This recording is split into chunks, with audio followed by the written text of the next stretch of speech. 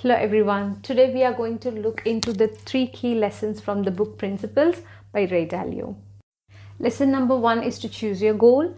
The most important step is to use your imagination instead of being caught up in your current scenario or based on the other's opinion if you can achieve it or not. Then break them down into daily achievable minor goals. Like say for example, you want to buy a house. Instead of making broad notions like it's impossible to afford it or I do not have that kind of money, find your first step, that is to choose the exact amount that you would need for it, and making a list of everyday activities that you need to do to reach your financial goal.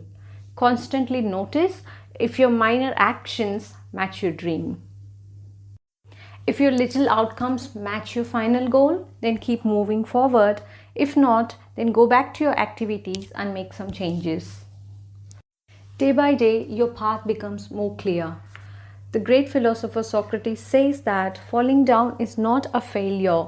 Failure comes when you stay where you have fallen. So choose your goal and keep steering ahead no matter what.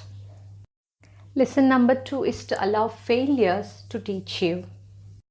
One main reason why many people give up is because they do not know how to use their failures in their success journey. Now the question comes why they are not able to learn from their mistakes. The author talks about the ego barrier that comes between you and your success or failure and using them to make more success. So the key is to get out of the ego barrier and start reflecting on the experiences. So the pain plus reflection equals progress, which ultimately lead to success. When we reflect, it's very natural to undergo all kinds of emotions. So rise above your emotion and let the learning happen. According to Ray Dalio, being open-minded is more important than intelligence and smartness. So the willingness to learn can let anyone to fill the gap between what they know and what they need to know. This radical open-mindedness will prevent the feeling of being defeated. So looking at the problems as an exciting challenge to solve is the real way to get over our mistakes. Lesson number 3 is to learn to disagree well.